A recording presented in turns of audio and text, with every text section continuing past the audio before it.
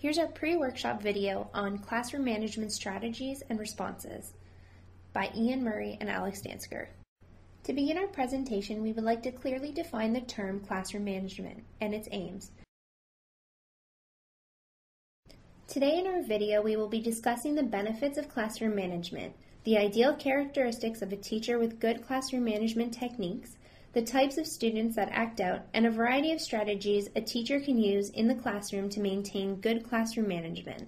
These topics presented here are for brevity and will be explored in more detail in our workshop.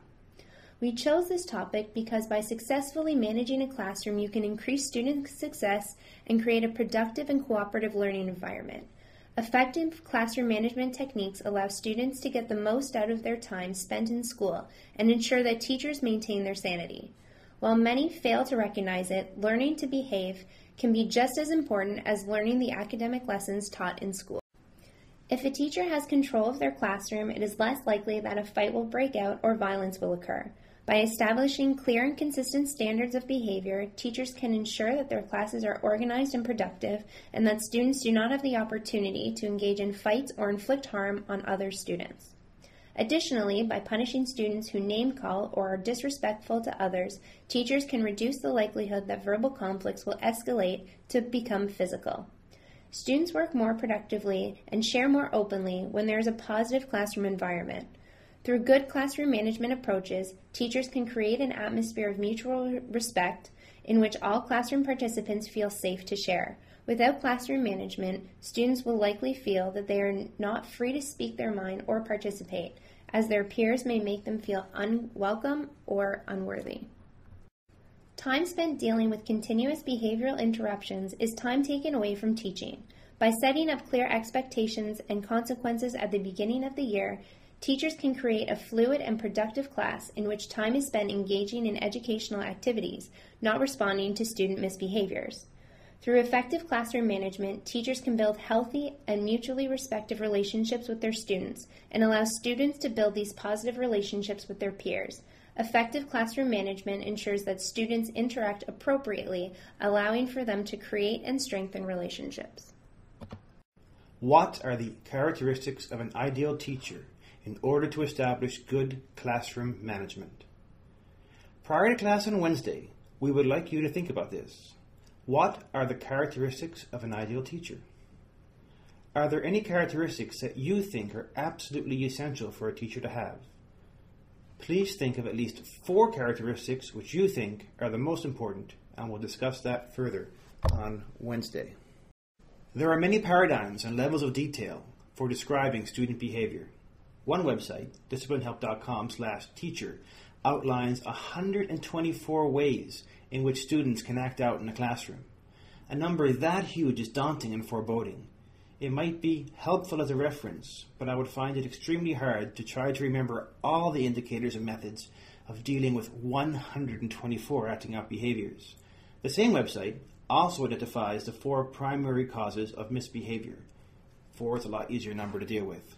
And these agree perfectly with an all-day seminar given periodically by Bill Tucker of District School here in the ESDNL. These 4 behavioral goals or primary causes of misbehavior are attention, power, revenge, and self-confidence, which Mr. Tucker refers to as avoidance of failure, as I will in this presentation. For each of these 4 categories of misbehaviors, there are active and passive subcategories. The active attention seeker exhibits look-at-me behaviors and desires a large audience. And hey, more than likely, at least one of us is going to have a Rick Mercer type person in their classes.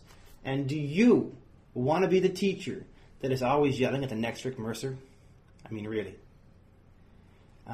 Passive attention seekers are a bit of a conundrum because we don't tend to notice them until we see them doing poorly on their homework. This is the characteristic they share with avoidance of failure students.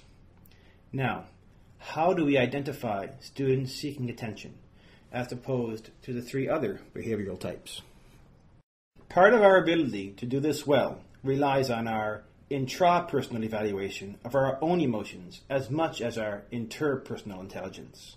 The clues are that we ourselves feel irritated or annoyed, but our emotional gauge is only a mild. We react to the students by nagging and scolding them. We use words to correct. We tend to rescue the passive attention-seeking child by taking over his or her work. When we react or intervene verbally, the behavior stops, but only temporarily. And as teachers, we tend to automatically group the vast majority of misbehaviors into this group, and as the one we spend the most time and energy thinking about. The second type of acting out behavior is power-seeking behavior. Active power seekers tend to get into tantrums, both physical and verbal.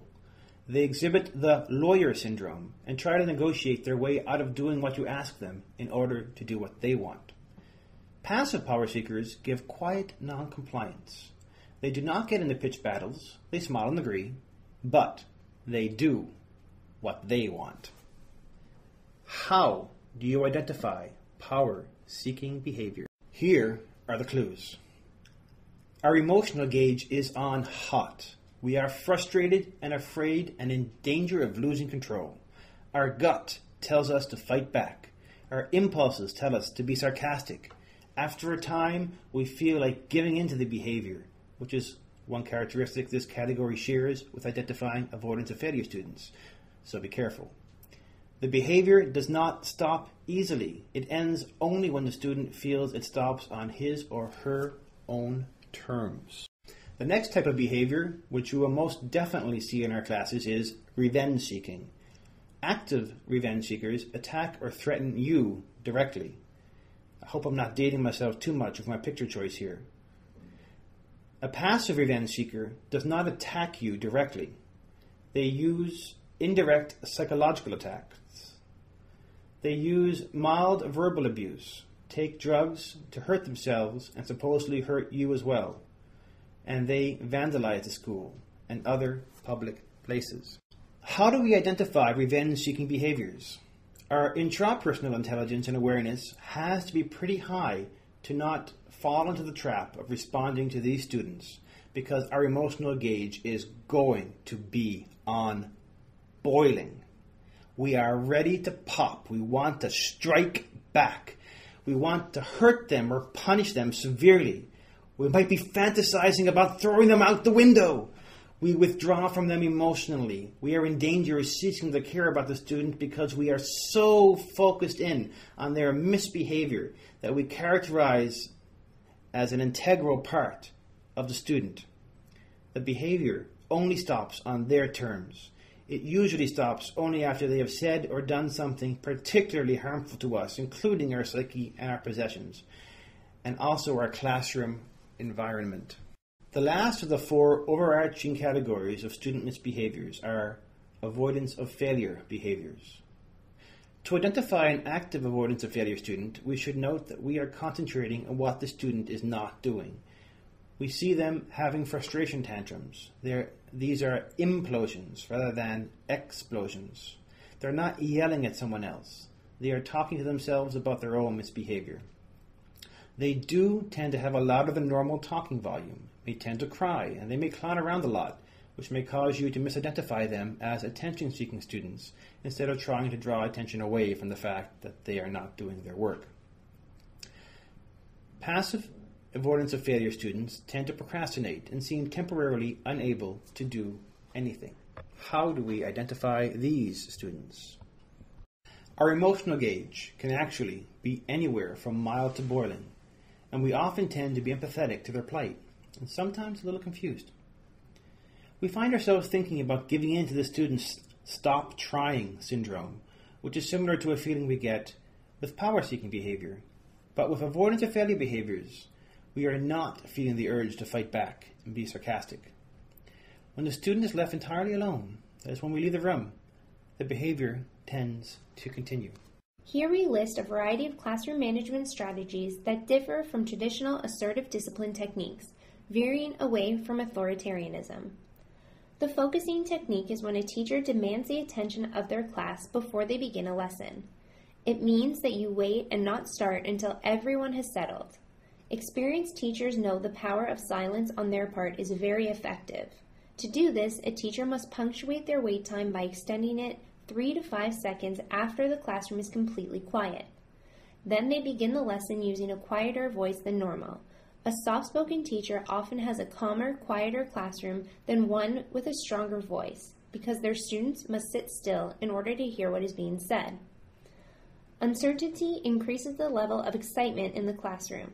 The technique of direct instruction is to begin each class by telling the students exactly what will be happening.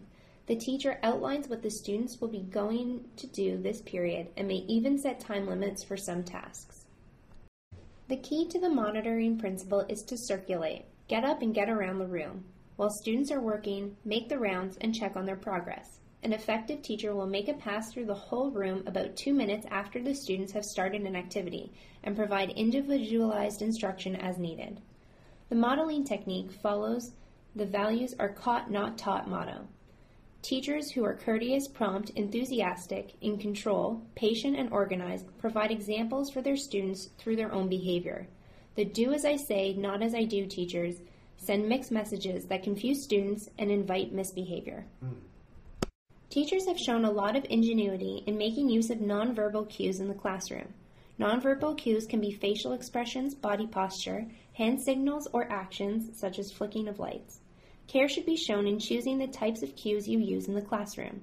Take time to explain what you want the students to do when you use your cues. The low-profile intervention technique relies on teachers' interventions to be calm, quiet, and inconspicuous. An effective teacher ensures that students are not rewarded for misbehavior by becoming the focus of attention. This can be done by monitoring classroom activities, anticipating problems in advance, and making use of name dropping so that others in the class are not distracted. I-messages are statements that a teacher uses when confronting a student who is misbehaving. They are intended to be clear descriptions of what the student is supposed to do. The teacher who makes good use of this technique will focus the child's attention first and foremost on the wanted behavior and not on the misbehavior. Examples are, I want you to, or I need you to. A subset of this technique are humanistic I-messages that are expressions of feelings. These messages should be structured in 3 parts. The first includes a description of the child's behavior. The second relates to the effect this behavior has on the teacher. And the third lets the student know the feelings it generates in the teacher. An example of this would be, when you talk while I talk, I have to stop teaching, which frustrates me. The final technique of focus is positive discipline. This uses classroom rules that describe the behaviors a teacher wants instead of listing things students cannot do. The rules should be referred to as expectations. This technique also makes ample use of praise. Effective teachers acknowledge good behavior. This can be done verbally, but it doesn't have to be. A nod, a smile, or a thumbs up will also reinforce the behavior. Following our classroom management techniques, we are presenting you with our workshop agenda. While these might not make sense to you now, it will make more sense to you in the workshop. Thank you for watching our video.